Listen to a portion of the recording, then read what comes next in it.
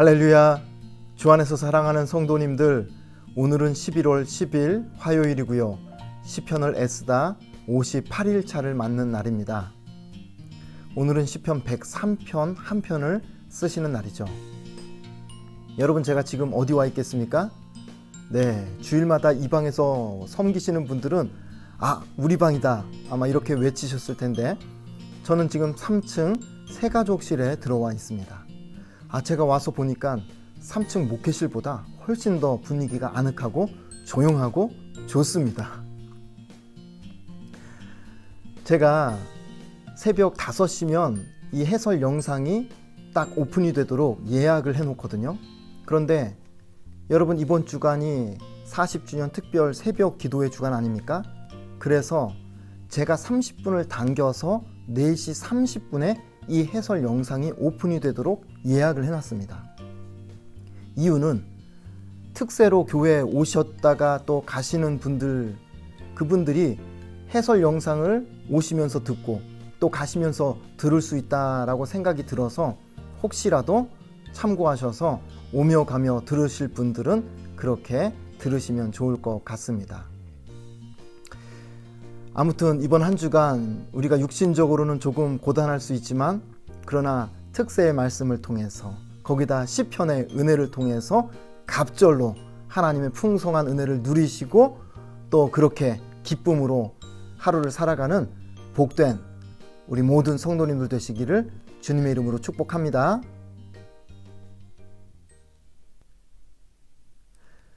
자, 그러면 시편 103편 해설을 시작하도록 하겠습니다. 자, 먼저 부제를 보시면 다윗의 시라고 간단하게 되어 있죠. 다윗이 기록한 시편인데, 다윗이 지은 시편 중에서도 가장 열정적인, 그렇게 열정적으로 하나님을 찬양하는 시편이 바로 시편 103편이라고 할 수 있겠습니다. 제목을 정해보자면 여호와를 송축하는 시라고 제목을 정해볼 수 있겠습니다. 여호와를 송축하는 시. 그래서 여러분 103편을 이렇게 쭉 읽어보시면 송축하라 하는 이 단어가 7번이나 반복적으로 언급이 되고 있다는 걸 볼 때에 시편 103편 자체가 하나님을 송축하라는데 많은 포커스를 맞추고 있구나 하는 것을 우리가 충분히 짐작해 볼 수 있겠습니다. 자, 여기서 우리가 내용 들어가기 전에 용어 정리를 좀 해드리고, 그리고 나서 단락도 나누고 시편 103편의 내용을 정리해 드리려고 합니다. 여러분, 시편 안에 무수히 많은 단어들이 등장을 하는데, 그 가운데 찬양, 찬송, 그리고 송축, 이런 단어들이 비슷한 듯 보이면서 이게 어떻게 의미가 다를까 궁금하게 만드는 이제 그런 용어들이 있습니다. 오늘 이 시간에 그걸 좀 정리해 드리면, 여러분들이 앞으로 시편을 보고 또 읽고 이렇게 말씀을 접할 때에 훨씬 더 그 의미를 되새기면서 성경을 읽을 수 있을 것이라고 생각이 듭니다. 자, 먼저 찬양이라는 한번 단어를 설명을 드리자면, 한자로 풀어보면 길을 찬, 그리고 오를 양이라는 이런 단어를 써서 어떤 대상의 아름다움과 훌륭함을 크게 기리고 드러내는 것이라고 사전적으로 이 찬양의 의미를 정의를 내리고 있습니다. 그러니까 이 의미를 하나님을 대상으로 해서 적용을 해본다고 하면, 우리가 하나님의 성품, 그리고 하나님의 기이한 행적, 하나님의 구원의 그 능력, 하나님의 하나님 되심을 크게 기리고 또 드러내는 것이 바로 찬양이라고 할 수 있겠습니다. 때로는 하나님을 자랑하는 것, 이것이 또 찬양에 속하는 내용이 됩니다. 따라서 찬양이라고 하는 것은 단순히 노래에 국한된 게 아니라는 거죠. 그래서 찬양 안에 노래도 들어가 있지만, 가령 마음으로 찬양을 하나님 앞에 올려드릴 수도 있고요, 비파와 수금 같은 이런 악기를 동원해서 하나님을 찬양할 수도 있습니다. 그리고 손을 들고 기도하는 것 자체만으로도 하나님께 어떤 의미에서는 찬양을 올려드리는 것과도 같은 것이죠. 여러분, 우리가 교회 안에서 율동을 하기도 하고 또 워십 댄스라는 것을 이렇게 하기도 하는데, 그렇게 몸으로 또 춤으로 하나님 앞에서 찬양을 올려드리는 것, 이것도 바로 찬양에 해당이 된다 하는 것입니다. 자, 그리고 나서 이제 찬송을 좀 설명을 드리자면, 찬송은 말 그대로 하나님을 찬양하는 노래예요. 앞에서 우리가 찬양을 정의했잖아요. 하나님을 크게 기리고 높인다 라고 했는데, 거기에다가 노래를 붙이면, 곡을 붙이면, 그러면 노래로 하나님을 찬송하게 된다 하는 것이죠. 그래서 하나님을 향해 높이는 노래, 하나님을 자랑하는 노래, 하나님을 칭찬하는 노래, 하나님께 감사하는 노래, 이 모든 노래가 바로 하나님을 찬양하는 찬송이 된다 하는 것입니다. 여러분, 이제 찬양과 찬송이 조금 구분이 되시고 이해가 되셨죠? 자, 그러면 세 번째로 송축이란 단어는 무슨 뜻인가 라고 할 때에 여러 역본들이 번역해 놓은 것을 보니까 어떤 성경에서는 praise, 그냥 찬양이라고 번역을 합니다. 그런데 또 다른 성경에서는 bless, 축복이라고 번역을 합니다. 자, 그러면 어느 쪽이 맞는가 라고 할 때에 두 단어를 합친 의미를 송축이라고 보시면 될 것 같아요. 그래서 하나님을 찬양하고 찬송하는 것과 동시에 하나님을 bless하는, 그런데 인간이 하나님을 향해서 축복한다는 건 말이 안 되잖아요. 그래서 축복한다라는 말을 사용하기보다는 축하한다, 기린다, 이 정도 의미로 볼 때에 하나님을 찬양하고 그리고 축하하며 기리는 이런 단어가 바로 송축이라는 단어로 해석이 될 수 있겠습니다. 그러니까 어떻게 보면 이 송축이란 단어는 찬양이란 단어와 찬송이라는 단어를 다 포함해서 포괄적으로 더 크게 하나님을 노래하고 또 높이는 그러한 용어라고 할 수 있겠습니다. 그래서 그런지 시편 103편을 보시면 굉장히 스케일이 방대하게 그렇게 찬양과 찬송을 다 포함하는 그러한 내용의 시편이라고 할 수 있겠습니다.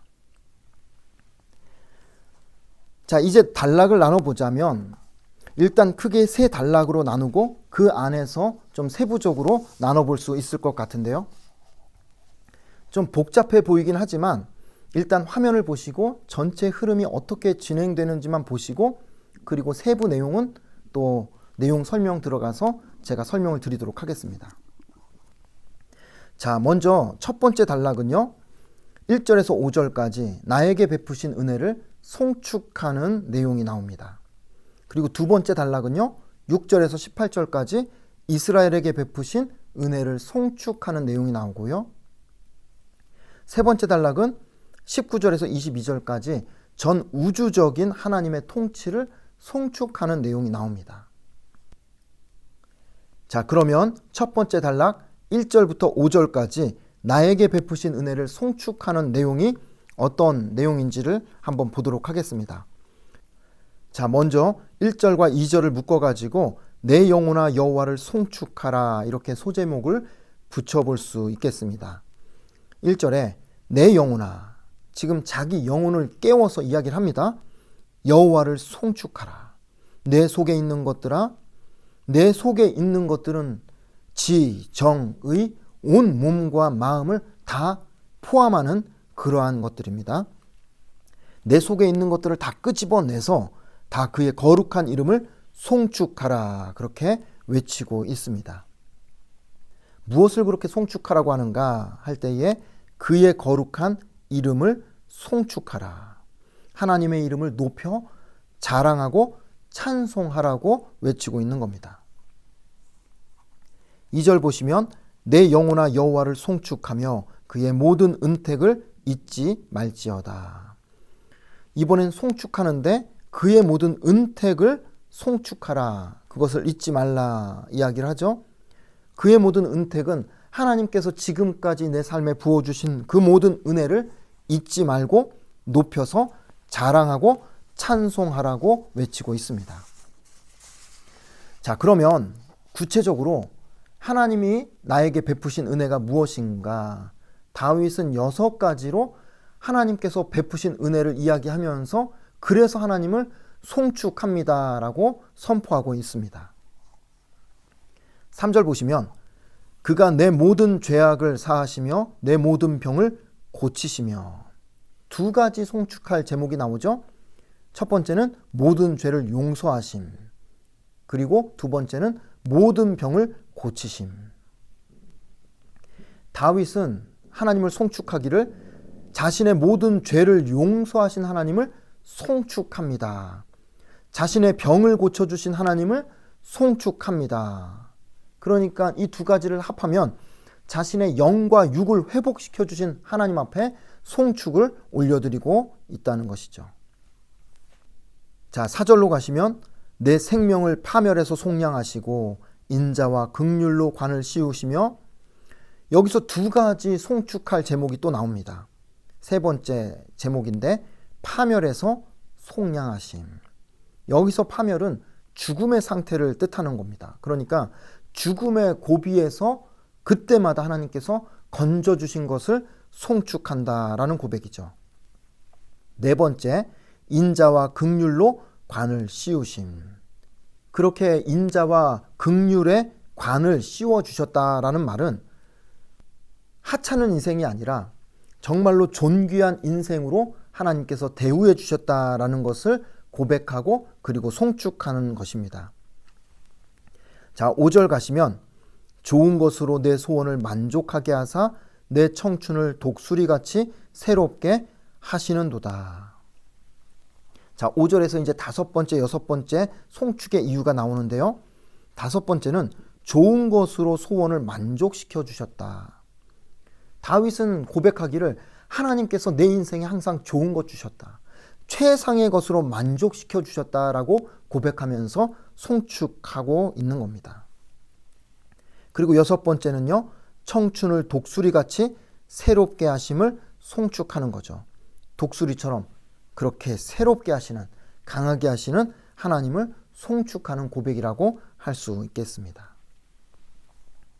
자, 여기까지 해서 다윗은 자신에게 베푸신 여러 가지 은혜를 송축하고 나서 그리고 6절부터 18절까지는 이제 자기 자신을 뛰어넘어서 이스라엘 온 백성 가운데 베풀어 주신 하나님의 은혜를 송축하기 시작합니다. 자, 이 내용도 3개로 또 나누어서 설명을 좀 드리자고 하면 6절과 7절을 묶어서 소제목을 붙이기를 애굽에서 건져주심을 송축하는 내용입니다. 6절, 여호와께서 공의로운 일을 행하시며 억압당하는 모든 자를 위하여 심판하시는도다.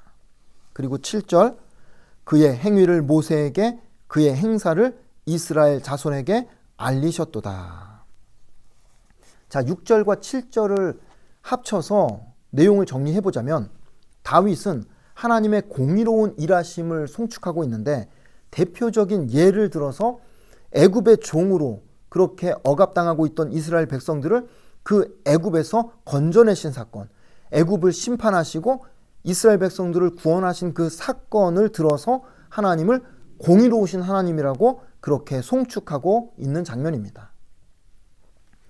자, 그리고 나서 2번째는 8절에서 12절을 묶어가지고 죄를 용서하시는 하나님을 송축하는 내용이 나와요.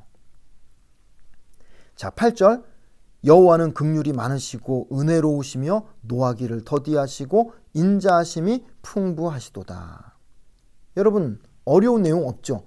긍휼이 많으신 걸 송축하고 은혜로우신 것을 송축하고 노하기를 더디하신 것을 송축하고 죄를 용서하신 하나님을 송축하고 있습니다. 9절 가시면 자주 경책하지 아니하시며, 자, 여기서 자주 경책한다라는 말은 두고두고 꾸짖는 것을 의미합니다. 그러니까 하나님께서 두고두고 꾸짖지 아니하신다.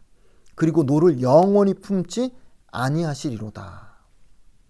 그러니까 우리식으로 이야기하면 우리가 지은 죄를 용서한다고 해놓고 나중에 생각나면 또 이야기하고 생각나면 또 이야기하면서 그렇게 죄를 계속 반복적으로 이렇게 들춰내시는 그런 하나님이 아니라는 거죠.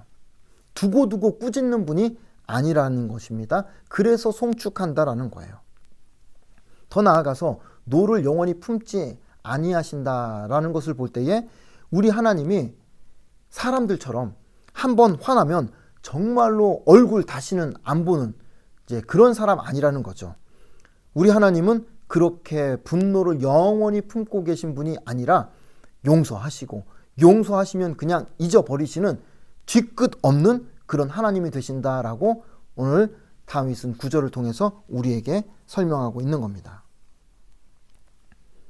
자, 10절 말씀 보시면 우리의 죄를 따라 우리를 처벌하지는 아니하시며 우리의 죄악을 따라 우리에게 그대로 갚지는 아니하셨으니.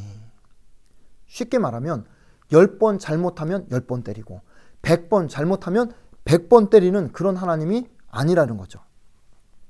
만약에 그랬다고 한다면 저와 여러분 지금까지 살아오면서 인생의 절반 이상은 아마 차병원 중환자실에 들어가 있어야 될 겁니다. 아마 그 정도로 많이 맞았을 거예요. 그런데 하나님께서 10번 잘못했는데 오래 참고 인내하시면서 한 번 징계하실까 말까?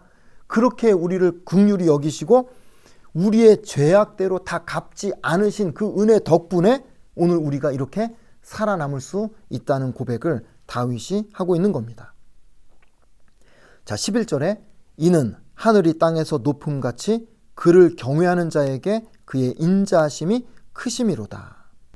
자, 풀어보자면 하나님의 인자하심이 큰데 어느 정도로 큰가라고 할 때에 땅에서 저 하늘 끝까지, 다시 말해서 보이지 않을 정도로 하나님의 그 인자하심, 그 사랑이 크고 놀라우시다. 그래서 다윗은 송축하고 있는 겁니다. 12절 동이서에서 먼 것 같이 우리의 죄가를 우리에게서 멀리 옮기셨으며. 하나님이 우리의 죄를 용서하시는데 어떻게 표현을 하냐면요, 동쪽 끝에서 서쪽 끝으로 그렇게 우리의 죄를 옮기신다고 그렇게 표현을 하죠. 그 말은 완전하고 깨끗하게 용서하신다는 겁니다. 용서하고 나면 뒤돌아서서 다시는 기억하지 않으시는 그런 하나님이 되신다라고 다윗은 고백하면서 그런 하나님을 높여 송축하고 있다는 것입니다. 자, 그리고 나서 이어서 이제 13절부터 18절까지는 영원한 사랑을 송축하는 내용이 나옵니다. 자, 13절 아버지가 자식을 긍휼히 여김같이 여호와께서는 자기를 경외하는 자를 긍휼히 여기시나니. 아버지와 자식의 관계로 다윗은 이제 비유를 합니다. 아버지가 자녀를 아주 긍휼히 여기고 측은히 여기어 그렇게 사랑하듯이 그렇게 하나님이 자기 백성을 긍휼히 여기시면서 사랑하시는 분이라고, 그래서 송축한다라고 고백을 하는 겁니다. 하나님이 우리를 그렇게 긍휼히 여기시는 이유가 무엇인가 라고 할 때에 14절 보니까 이는 그가 우리의 체질을 아시며, 우리의 체질을 아신다는 것은 본질을 아신다는 거예요. 우리가 단지 먼지뿐임을 기억하심이로다. 먼지 같은 존재라는 것, 흙으로 만들어졌기 때문에 다시 흙으로 돌아갈 연약한 인생이라는 것을 하나님이 기억하시고 우리를 긍휼히 여겨주신다. 그래서 하나님을 송축한다 하는 것입니다. 15절 16절을 묶어서 인생은 그날의 풀과 같으며 그 영화가 들의 꽃과 같도다. 16절 그것은 바람이 지나가면 없어지나니 그 있던 자리도 다시 알지 못하거니와. 인생이 풀이라고 하면 인생의 부귀 영화, 이 땅을 살아가면서 꽃 피웠던 그 모든 화려한 것들은 꽃에 불과하다라고 고백을 하는 겁니다. 그런 풀과 꽃이 한번 거센 바람이 지나가고 나면 모든 것을 다 휩쓸어 가고 흔적조차 남지 않는 것이, 그것이 바로 우리 인생이고 우리가 이 땅을 살아가면서 일구어 놓은 인생의 업적이라고 다윗은 고백을 하는 겁니다. 자, 그런데 그렇게만 생각하면 허망한 인생이라 할지라도 17, 18절을 한번 보십시오. 여호와의 인자하심은 자기를 경외하는 자에게 영원부터 영원까지 이르며 그의 의는 자손에게 이르리니. 18절 곧 그의 언약을 지키고 그의 법도를 기억하여 행하는 자. 여기서 그의 법도를 기억하여 행하는 자는 17절에 나오는 자기를 경외하는 자라고 그렇게 바꿔서 말할 수 있겠습니다. 그러니까 하나님의 사랑은 하나님을 경외하는 백성, 그리고 하나님의 말씀을 기억하며 그 말씀을 지키며 사는 백성에게는 끝이 없다는 거예요. 하나님께서 하나님의 사랑을 끝이 없이 그 백성에게 부어주신다. 어느 정도로? 자자, 손손, 영원까지 그 사랑을 하나님께서 이어가게 하신다라고 말씀을 하십니다. 그래서 다윗은 그런 은혜를 베푸시는 하나님을 송축한다라고 고백하고 있는 것입니다. 자, 이제 마지막 큰 세 번째 단락이 19절에서 22절이에요. 자, 첫 번째 단락은 다윗이 개인에게, 자신에게 베풀어 주신 은혜를 송축했습니다. 그리고 두 번째 단락에서는 이스라엘 민족 가운데 베풀어 주신 은혜를 송축했다고 한다면, 이제 마지막 세 번째는요, 전 우주적인 하나님의 통치를 송축하는 내용입니다. 자, 19절 보시면 여호와께서 그의 보좌를 하늘에 세우시고 그의 왕권으로 만유를 다스리시도다. 하늘의 왕의 보좌가 있는 거예요. 그리고 거기서 온 우주를 다스리신다 하는 것입니다. 전 우주적인 하나님의 통치를 그렇게 선포하며 송축하고 있는 거죠. 자, 그리고 나서 20절, 21절은요. 하늘 보좌에 하나님이 앉아 계신다고 하면 그 주변에 누가 있습니까? 천사들이 있겠죠.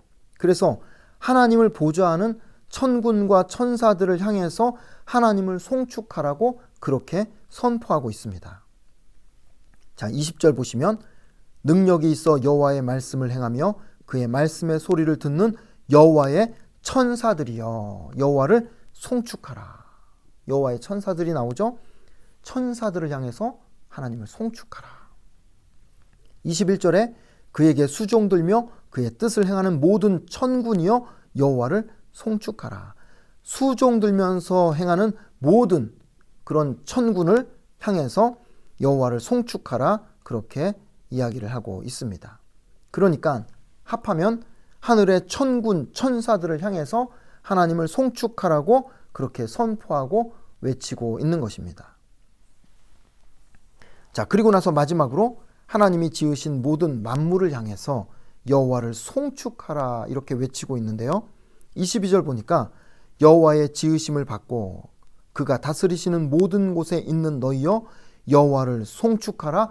내 영혼아 여호와를 송축하라.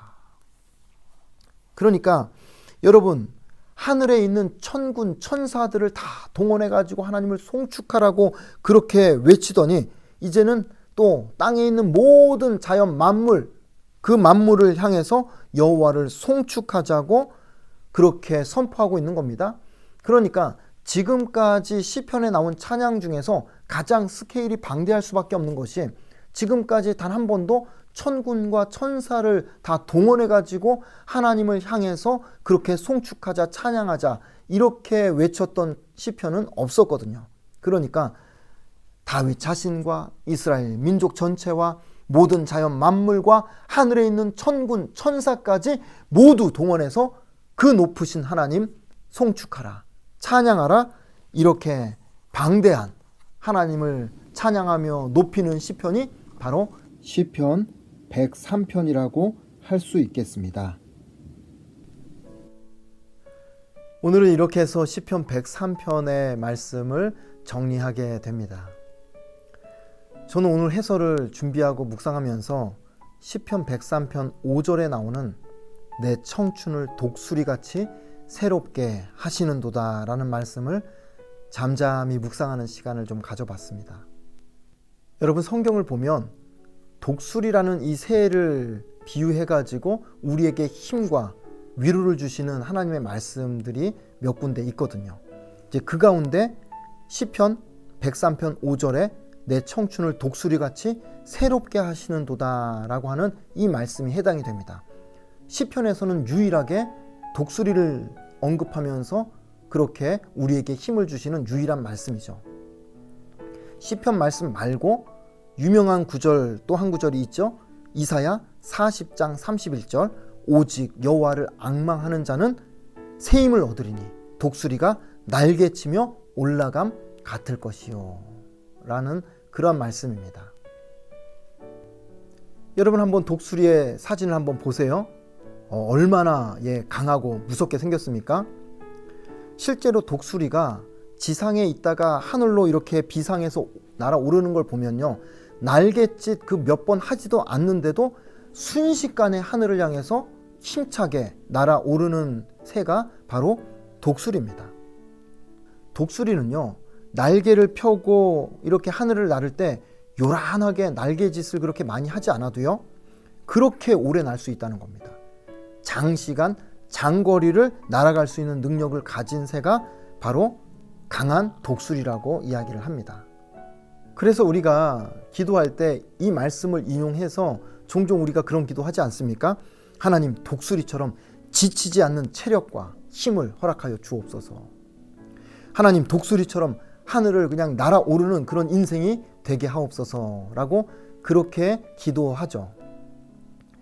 그런데 제가 종종 이렇게 신방을 가서 70대 또는 80대 우리 연로하신 우리 권사님들 또 집사님들 제가 신방하면서 이 말씀을 가지고 이렇게 위로하고 격려하다 보면 때로는 이 말씀으로 이렇게 위로하는 게 맞나 싶은 때가 종종 있습니다. 왜냐하면 독수리처럼 청춘을 새롭게 해달라고, 새 힘을 허락해달라고, 독수리처럼 날아오르게 해달라고 그렇게 기도를 하지만, 그러나 여러분 현실적으로 다시 20, 30대처럼 그렇게 강인한 체력과 힘을 다시금 회복할 수 있는 건 아니거든요. 따라서 오늘 우리가 이 말씀을 잘 이해하고 해석할 필요가 있습니다. 내 청춘을 독수리처럼 새롭게 하신다, 독수리처럼 새 힘을 얻게 된다라는 이 말씀을 무조건 하나님 앞에 기도하면, 여호와를 바라보고 의지하면 하나님께서 며칠 밤을 새워도 지치지 않는 그런 체력을 주신다, 이런 말씀으로 해석하면 안 된다는 거죠. 자, 이 말씀을 좀 잘 이해하기 위해서는 독수리라는 이 새의 특징을 우리가 좀 이해할 필요가 있죠. 대형 독수리의 경우에 2년에 한 번씩 털갈이를 한다고 합니다. 그러니까 여러분, 털갈이를 하는 시즌이 되면 아무래도 깃털이 많이 빠지겠죠. 그러면 여러분 한번 생각을 해보세요. 깃털이 많이 빠지면 예전처럼 두어 번 이렇게 날갯짓 하면서 하늘을 힘차게 날아오를 수 있겠습니까? 그럴 수 없죠. 왜냐하면 털이 많이 빠지면 그만큼 동력이 떨어지는 거거든요. 그러다 보니까 힘을 낼 수가 없는 겁니다. 그렇게 힘을 못 내니까 예전처럼 먹이를 자유롭게 강하게 잡아 먹는 것도 쉽지가 않다는 거죠. 그래서 식사를 제대로 못하게 되니까 그 기간 동안에는 자연히 다른 때보다는 몸이 약해질 수밖에 없는 그런 연약함의 시간을 보내는 기간이 바로 털갈이하는 시간이라고 할 수 있겠습니다. 따라서 털갈이하는 시즌이 되면요, 독수리는 어쩔 수 없습니다. 그냥 낮은 곳으로 숨어 들어야 돼요. 은신처를 찾아 듭니다. 바위 틈으로 숨어 듭니다. 그리고 그곳에서 털갈이가 끝날 때까지 잠잠히 기다리는 시간을 갖게 되는 거예요. 견디는 시간을 갖게 되는 겁니다. 언젠가는 이 시간이 지나고 새로워질 것이다. 그렇게 일정 시간을 잘 참고 견디고 인내하고 나면 털이 자라요. 그러면 예전의 모습을 다시 회복하게 됩니다. 그러면 웅장하게 날개짓을 하면서 창공을 향해 날아오르는 그러한 독수리로 새롭게 거듭나게 된다라는 것이죠. 바로 그러한 모습을 오늘 이 성경이 우리에게 보여주고 있는 겁니다. 따라서 이사야서에서 독수리가 새 힘을 얻고 날개치며 올라감 같을 것이다 라는 이 말씀이나 오늘 시편 103편 5절에서 내 청춘을 독수리같이 새롭게 하신다라는 말씀은 예수 믿는 사람들이 독수리처럼 무조건 강력해져서 체력도 좋아지고 힘도 좋아지고 아프지도 않고 오래오래 사는 그러한 사람들이 된다라는 말씀이 아니라, 마치 독수리가 털갈이하는 시즌을 만나면 연약한 시간을 보내듯이 우리의 인생 고비고비마다 경제적으로든 또는 육체적으로든 또는 관계 문제로든 정서적인 문제로든 그러한 어려움을 만나서 우리가 낮은 곳으로 내려가서 바위 틈에 숨어가지고 그렇게 어려운 시간들을 참고 인내하며 보내는 그 시간 동안에 온전히 하나님을 바라보고, 그리고 그동안 그래도 하나님께서 내 인생에 베풀어 주신 은혜가 너무나도 크다, 감사하다, 그래서 그 하나님을 송축하며 나아가는 하나님의 자녀들에게 하나님께서 힘을 주신다는 겁니다. 어떤 힘을 주시느냐? 눈에 보이는 그 연약한 문제에 눌려 살지 않을 수 있는 힘을 주신다는 거예요. 나의 연약함 때문에 세상 나가서 주눅들지 않고 눈치 보지 않고 그래도 소망 가운데 이 땅을 끝까지 믿음으로 살아나갈 수 있는 그런 힘과 능력과 소망을 하나님께서 새롭게 부어주신다고 약속하시는 말씀이 바로 오늘의 말씀입니다. 저와 여러분의 인생이 그런 인생을 사는 사람들이라고 성경은 말씀하고 있는 거예요. 그러니 사랑하는 성도님들, 오늘도 하나님께서 저와 여러분의 인생 가운데 인자와 긍휼의 왕관을 씌워주십니다. 다시 말해서 그 정도로 저와 여러분이 하나님 보실 때 존귀한 인생인 거예요. 너무나도 가치 있고 소중한 인생을 오늘 우리가 살아가고 있는 것입니다. 그러니 여러분, 우리가 어떤 문제를 안고 살아간다 할지라도 누구 앞에서도 우리가 주눅들 필요가 없는 것이 왕의 자녀답게 당당하게 존귀한 인생, 여러분 오늘 하루 복되게 살아가시고 누리시다가 내일 다시 하나님의 말씀 앞에서 뵙도록 하겠습니다. 하나님이 여러분을 축복하십니다. 여러분 존귀한 사람입니다. 안녕히 계십시오.